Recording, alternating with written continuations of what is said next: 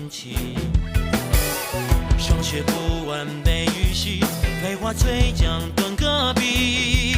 秋出茅庐青色不可及，鸿鹄展翅苍茫只须臾。无所谓民歌错综不拘，破天际渐渐词的谜题。轻若困境里蜕变出浩瀚勇气，不忘江湖路上历练峥嵘侠义。年华一笑便是灵犀，高歌行万里。少年梦逐浪入城，平常心镌刻年轮。远方未曾遇伤痕，敢闯荡才算人生。方寸间棱角激昂青春，擦拭过岁月风刃。天涯凌云尽所能，是你我并肩又一生。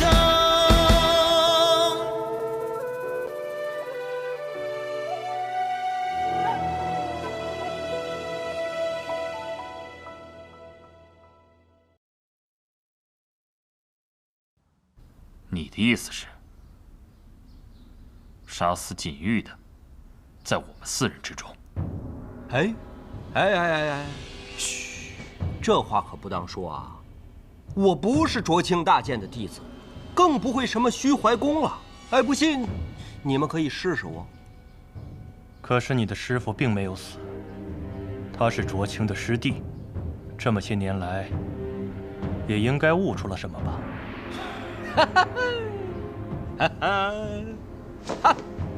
张相见，你这是诛心之论呐！那要照你这么说，全天下的人都有嫌疑了。是你还是你？住手！我的好朋友死了，我做什么都不为过。金仙，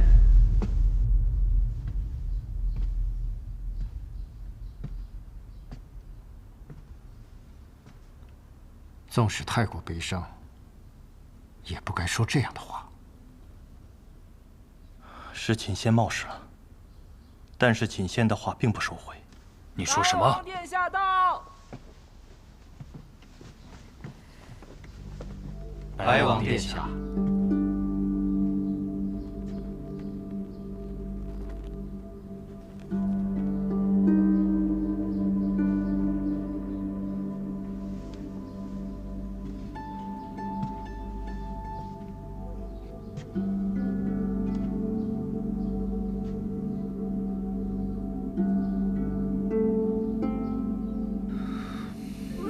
二师父，这么多年，我一直都在想象你的模样。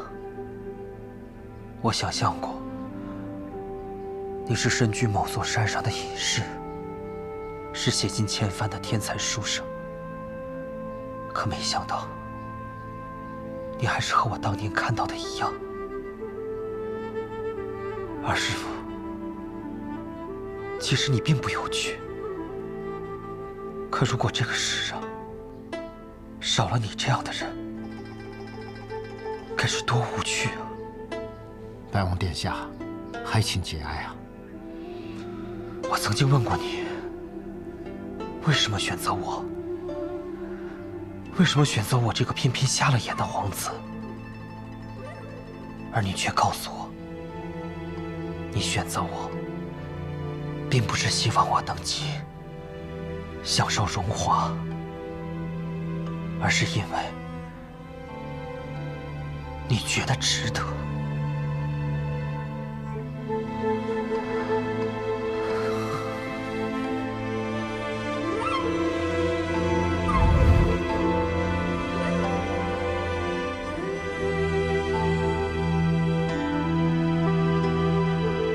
我知道二师父为何而死。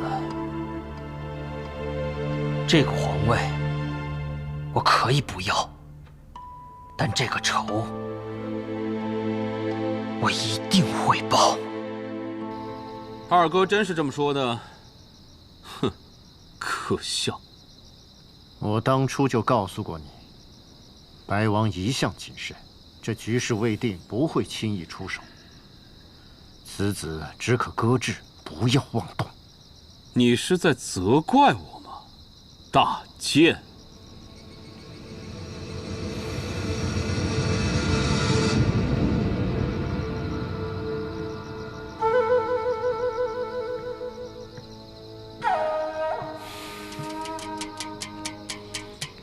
殿下，你就不后悔吗？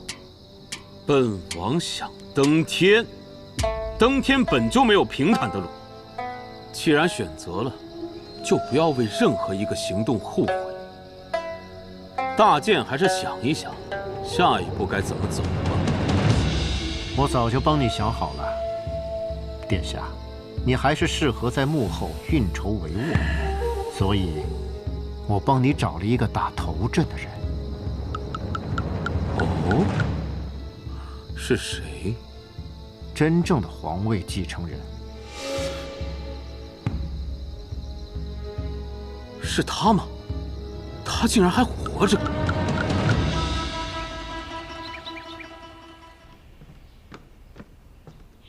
大将军，有客来访。不接。嘘，将军，好啊。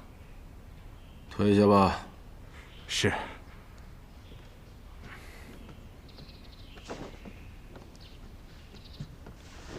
大将军，冒犯了。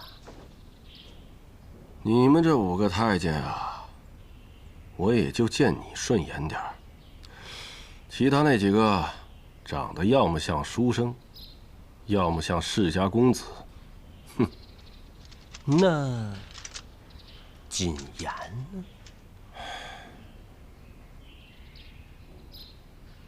低眉顺眼，笑容谄媚，一看就是奸臣样。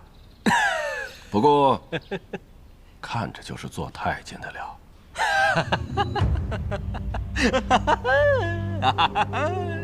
大将军，说笑了不是？行了，说吧。公公找我何事啊？若不是什么重要的事情，擅闯将军府，倒也不是什么小事。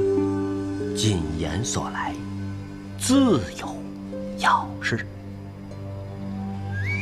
如今明德帝病重，写下新的龙凤卷轴，它自然是迟早的事。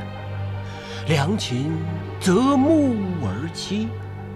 现在天启城各派都在选择自己的良主，我来是想问问大将军的选择是？你胆子不小啊！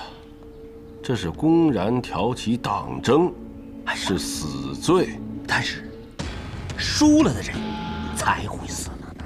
当年陛下获得帝位，难道靠的不是党争吗？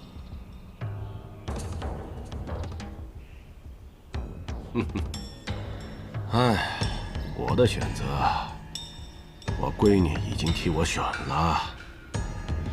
永安王萧楚河，整个天启城都知道我的选择，这一点连陛下都不会怀疑。将军的选择是在白王、赤王、永安王之间，若是这3位，将军确实别无选择。但是，我要是给将军另外一个选择呢？一个更好的选择。你到底想说什么？刚才那一句是发自肺腑之言。你手上有什么？如将军心中所想，一封卷轴，卷轴上的名字也如将军心中所想。卷轴呢？大将军，你也太小看谨言了。这么重要的东西，我怎么会带在身上？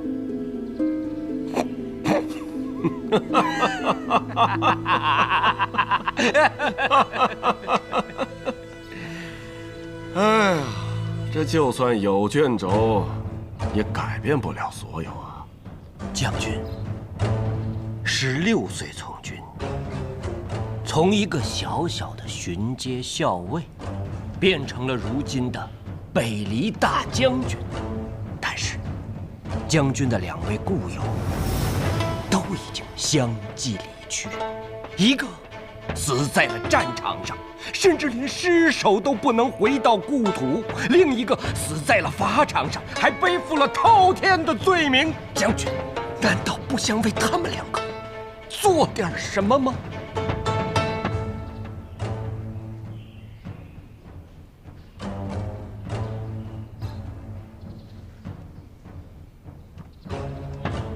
我不是一个很有耐心的人，想说什么，立刻说完。最好的选择，我已经替将军宣导了。只要将军一声令下，罢兵天启，指日可待了。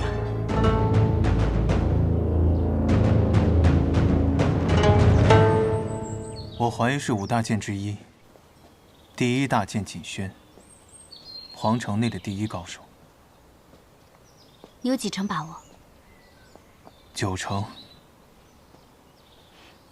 你可以将此事告诉白王，杀了锦玉，就等于把白王彻底推向了我们这边。现在还不急，时机未到。等时机一到，这些债自然让他们来还。宣妃娘娘给的那滴血，我已经交给华锦了。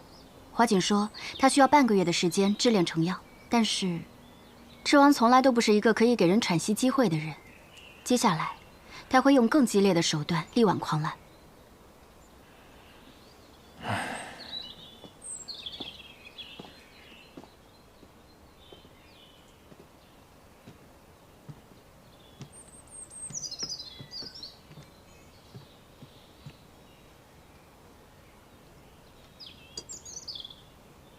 好了，我们不聊刚刚的事情了，我们聊点轻松的。乾隆好像喜欢你。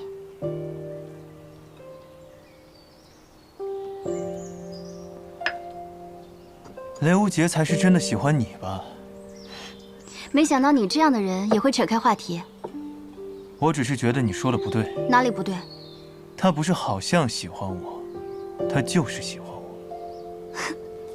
萧瑟，没想到你改了名字，还和以前一样不知廉耻。可是雷无杰好像觉得是你喜欢我，比以前还不知廉耻。若依，其实我知道，你也喜欢雷无杰。从你们在百花大会上跳舞，我就知道了。我觉得雷无杰身上有一个人最原始、最纯粹的品质。那些品质我们曾经都有，但因为种种原因，我们放下了。只有他还保留着。吴昕说过，他是天生玲珑心。那你呢？你喜欢千落吗？这2者之间好像没有什么关系。如今在这天启城满城风雨的情况下，我们还有心情在这谈笑风月，传出去也不怕被人笑死。你又扯开话题。我若真是喜欢风月之人，4年前不就纳妃了？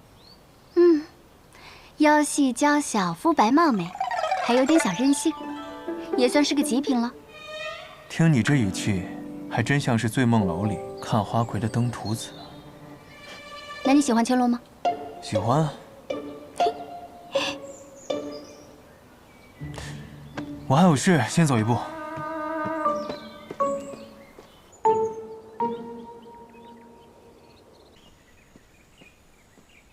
来了。陛下。哎呀，辛苦你了。哎，坐嘛。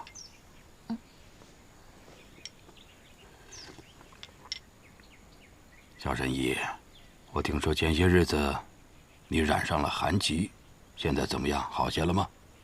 自然，区区寒疾怎么能难倒神医？你是小神医，怎么会染上寒疾呢？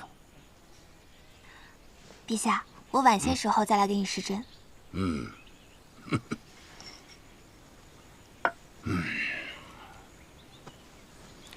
小神医啊，这些日子你在姑这身上插了太多针了。孤得的病有这么难医吗？陛下，你知道我们医者口中常说的一句话吗？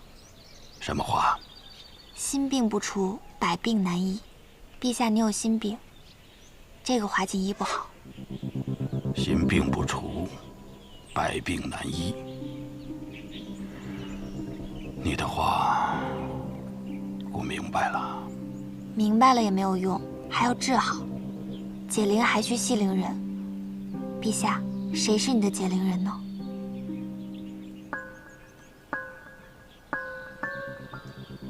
他死了。死了？死了。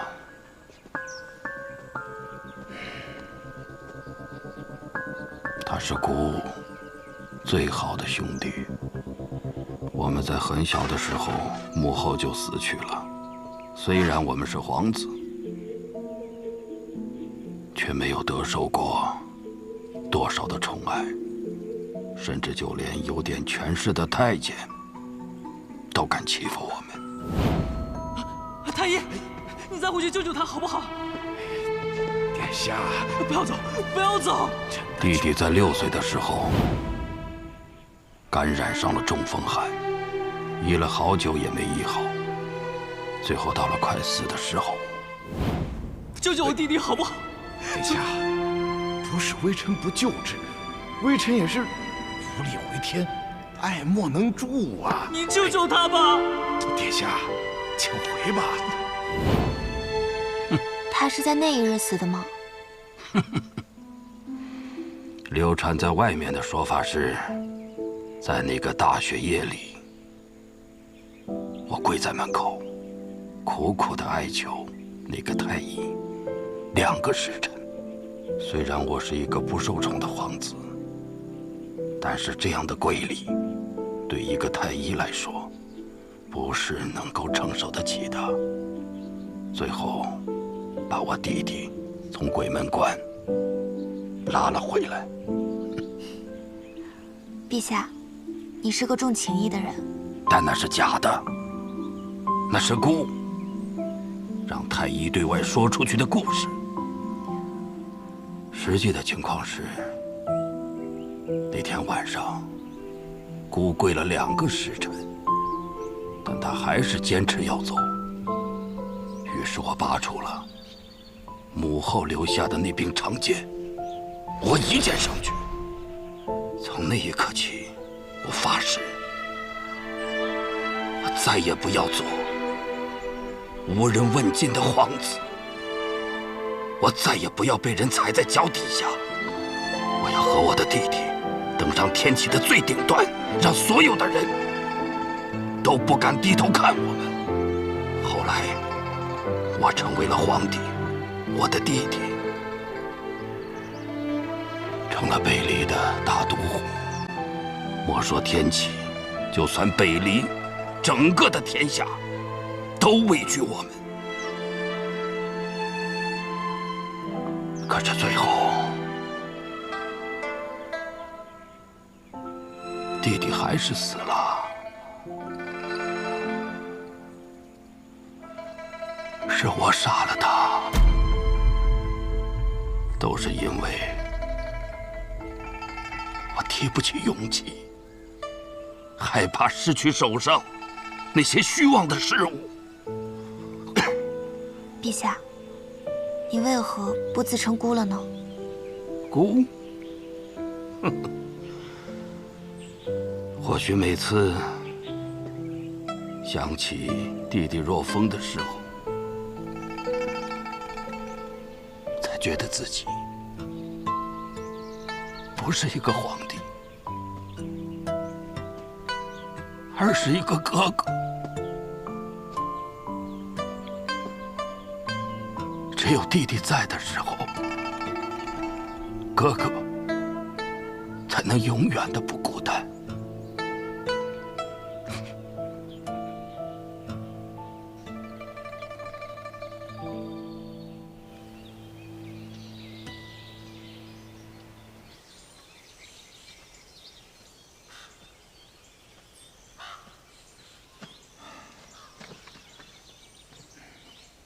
皮川叔叔，这无聊的日子，厌倦了吗？你说呢？我这刀都要锈死了。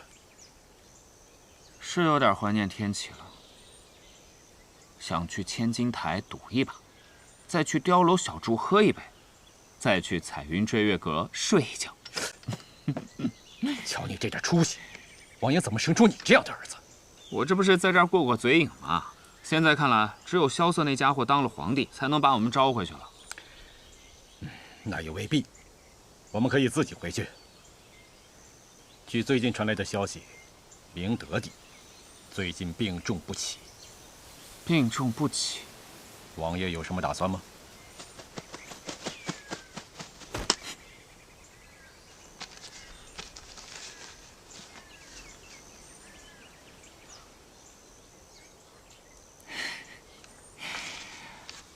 让我们回到天启的那把火终于来了，虽然不是萧瑟点燃的，但是命运有时候就是这般的离奇，突然间心生归意，便什么都来找我了。那便归吧，策马扬鞭，直逼天启。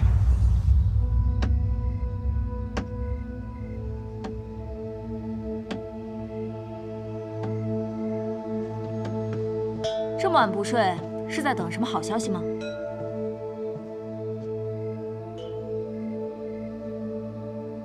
你来了就肯定没有好消息。行，你既然这么说，我现在就走，不给你添堵。开玩笑的。你的好兄弟蛰伏多年，最近似乎有些不安分了。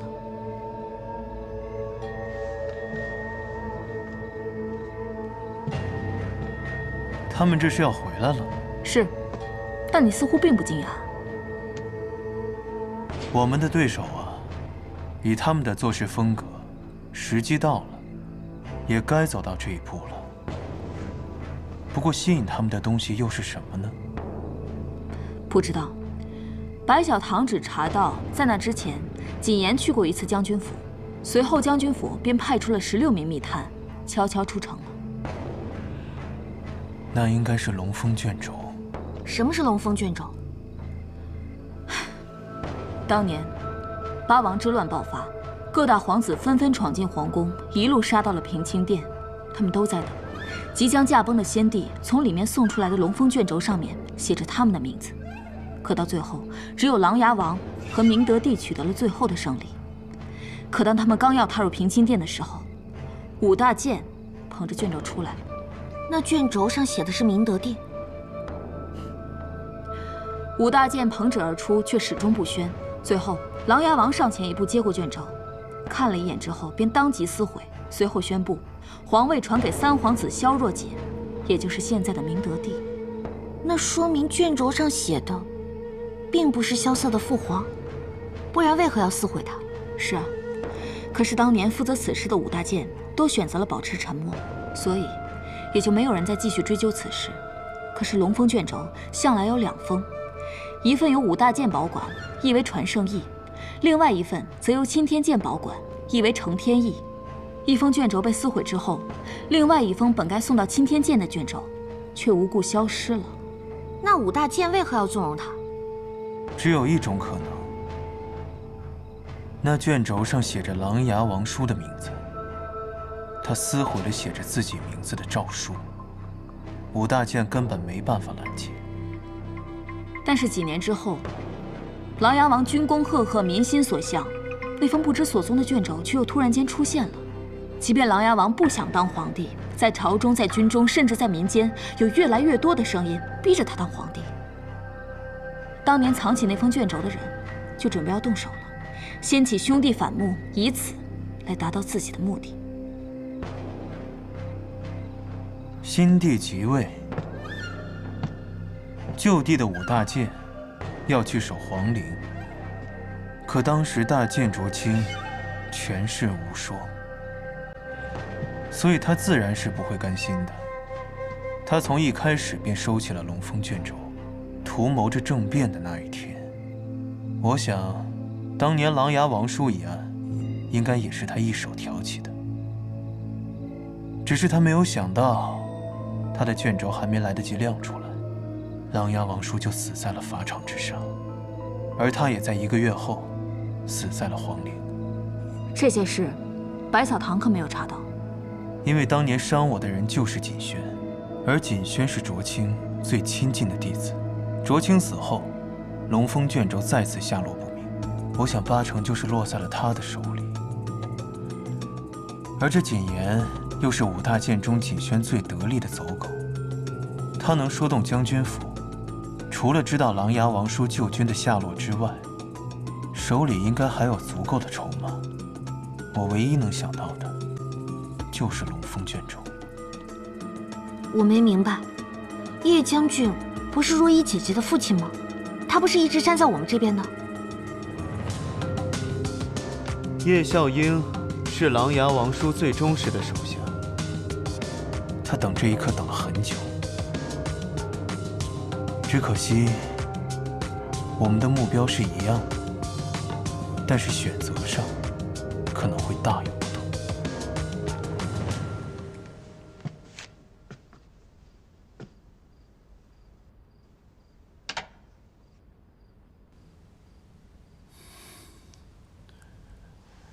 闺女，我遇见他那一年17岁，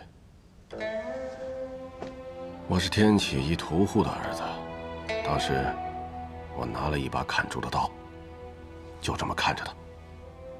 他对我说：“我见你屠刀诛羊，却有在天下之气，可愿与我同战天下？”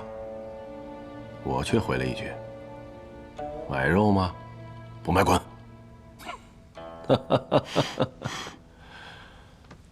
后来，我成了一名巡街校尉。再后来，我成了先锋营的副将。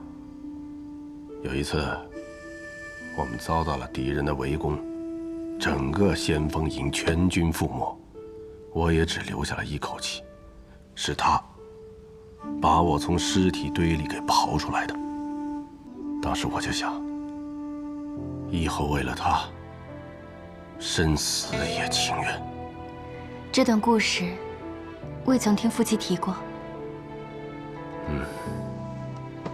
那都是很久之前的事了。再后来，我成了骠骑将军、上将军、大将军、先帝御赐金甲，封金甲将军之号。但是我依然愿意做一个追随在他马后的小卒。可是那天，他死了，不是死在战场上，是死在了法场上。那件事情的1个月前，琅琊王突然降罪于我，以我治军不严，夺取了我的兵符。我知道，明德帝不杀我，那是为了防止兵变。他把位置留给我，是为了安抚我。这么多年，我也的确假装被他安抚，所以天下人知道我叶小英是为了琅琊王的死，对皇帝心生芥蒂，但是因为畏惧皇威，所以才不敢造次。这是所有人都想看到的结局。那我就做给他们看。父亲为何今夜这么多感慨？若依，今天我会派一队精兵护你出城，你先离开天启一段日子。为何？他的病情一直很糟糕，随时有生命危险。再加上，如今天启城中几位皇子争斗的又厉害，我生怕会出现一些变故。变故。父亲，你何时害怕过变故？你一直期待的不就是变故吗？我一直在帮助萧瑟，父亲你也是默许的，为何突然要送我出城？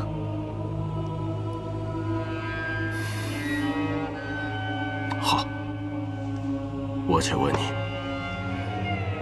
萧楚河入天启，是为了当皇帝来的，还是为了查清当年那件案子来的？以我对他的了解，自然是为了查案。那便是了。萧楚河一直没明白一个道理，只有当上皇帝，才能查清此案。一臣一君，那是天方夜谭。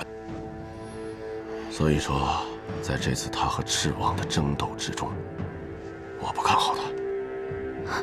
可父亲明明之前很看重他。我看重他是为了看着他，就像当年我看着琅琊王，有能力有魄力，但是没有足够的狠心。琅琊王什么结局？琅琊王死了，被他的亲兄弟杀死了。同样的事情，我不想看到第二次。只是因为萧瑟从来不接受父亲的扶持吗？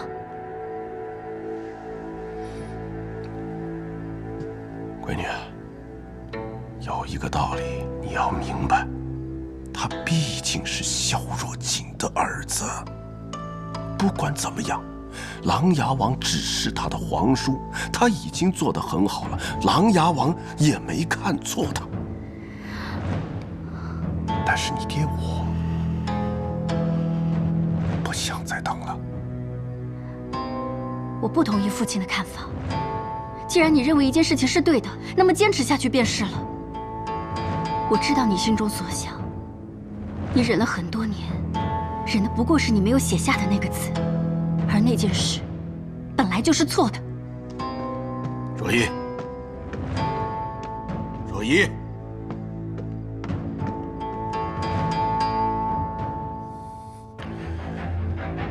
还是一帮孩子。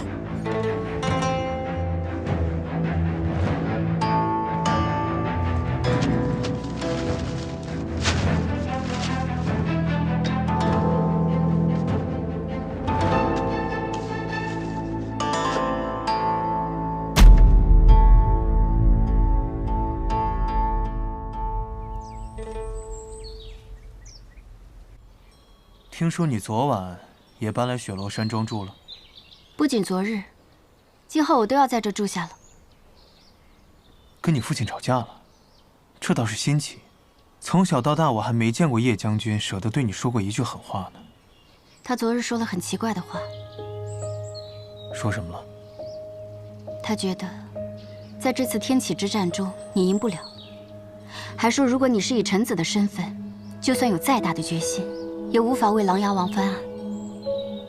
看来我最担心的事情还是发生了。你说的是龙峰卷轴？这件事你没有当着你父亲的面提起吧？当然没有。他若知道我们查此事，怕是真的不让我出来了。他应该是接受了那份卷轴，我猜接下来的一步，他就会召集琅琊军联系萧凌尘，发动叛乱。我也是这般猜测的，但这话从你口中说出，怕是已成定局。这将是北离建国以来最大的一次叛乱，几十万铁骑将踏过整片大陆，直至天启。无数的百姓将会因此蒙难，而蛰伏在北离周边的国家也会伺机而动。可是我不明白，琅琊王军叛乱，这对赤王他们有什么好处？为何龙峰卷轴会在此时出现？为何卷轴一出现就会找到你父亲？若最终真是萧凌尘登基，宗庙归位于琅琊王，那对他们有什么好处呢？我现在还想不明白，但有一点可以肯定，这绝对是个圈套。相信你父亲能想明白，但是他还会依然往里面走，因为他这个人极度自负，他对自己深信不疑，在陷入牢笼的同时，能咬死那病虎，还能全身而退，最后再把那猎人咬死。他确实一直这般自负。可是这份自负，最终会害了他，害了整个琅琊军，也会害了萧凌尘。就算最后他赢了，也会给北离重创。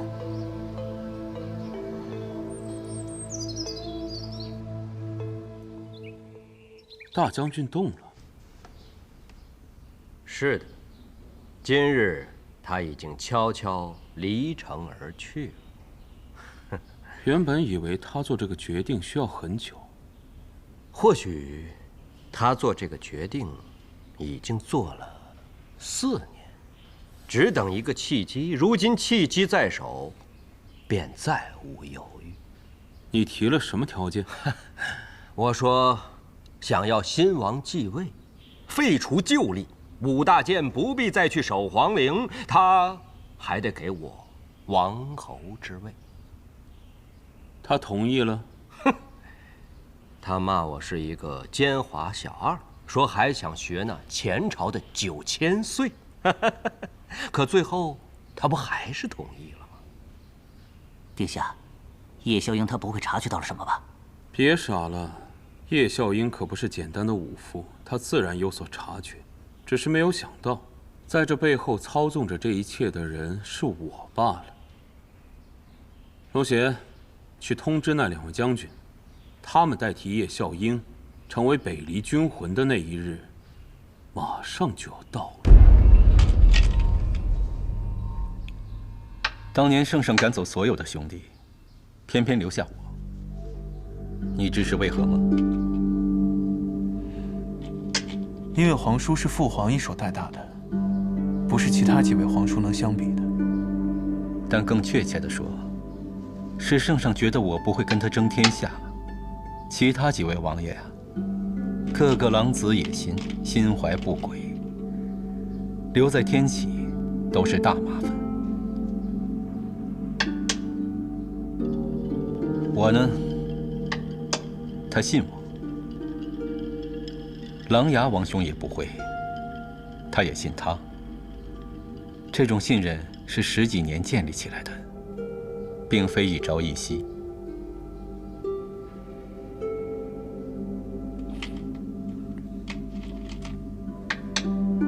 那为何会有4年前那桩案子？人呐，一旦坐上那个位置，是会变的。而且琅琊王兄太像一个优秀的皇帝了。历史上，凡是功高盖主的，没有几个有好下场的。那这么说来，皇叔即使满腹才情，也故意装出一副放浪形骸的样子，是为了掩盖自己吗？不，我本就是好诗酒风流，喜欢绝色美人，这不是装的，这就是我。贤侄啊，我监国的时候也是尽心尽力，没有半点纰漏。这朝堂之上，对我也是满口赞誉的。你刚才那话可差点意思啊。既然皇叔为国为民，那我就告诉皇叔一件事。何事？15天后，兵临城下，天启危在旦夕。这么严重吗？琅琊军。琅琊军？这世上哪儿还有琅琊军？如今叶孝英的北离中军，加上个琅琊王，就是当年的琅琊军。小色，你知不知道你在说什么？我自然知道。我说的这支军队，如果集结起来，整个王朝便会覆灭。你不像是在开玩笑。王离大军2万人，禁军3000，天启城兵8000人，再加上1300名虎贲狼，差不多有3万多人。而狼牙军有20万，兵法讲究时而为之，我们3万对20万，守城而战。到时候上下两军起兵勤王。我在回天启的路上，曾有军队试图阻拦，所以我断定，背后一定有萧氏皇族。天启城有几位小王爷，外面有几位老王爷，只要姓萧，他们都有机会做皇帝。你是觉得他们另有所图？我有很多种猜想，但不到琅琊王军兵临城下的那一刻，我都无法做出决断。但是此刻，我只希望皇叔能信我一次。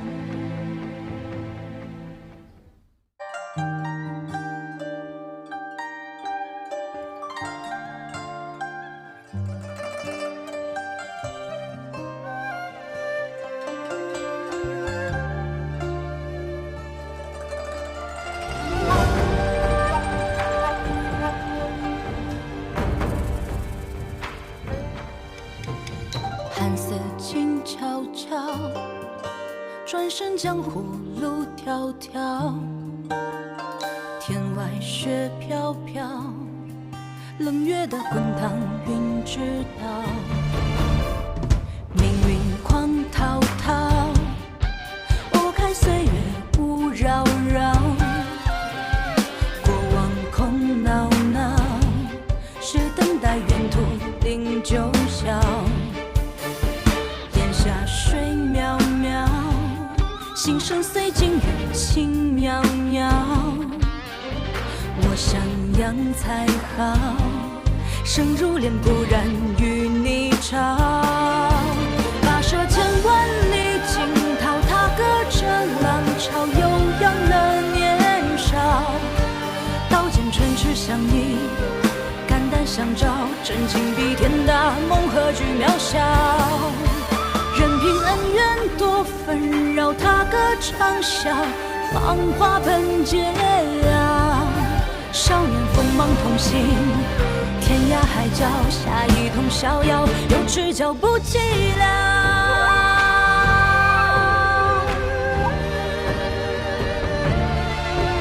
跋涉千万里惊涛，踏歌着浪潮，悠扬了年少。刀剑唇齿相依，肝胆相照，真情比天大，梦何惧渺小。任凭恩怨多纷扰，踏歌长啸，芳华本皆了。少年锋芒同行，天涯海角，下一通逍遥，有知交不寂寥。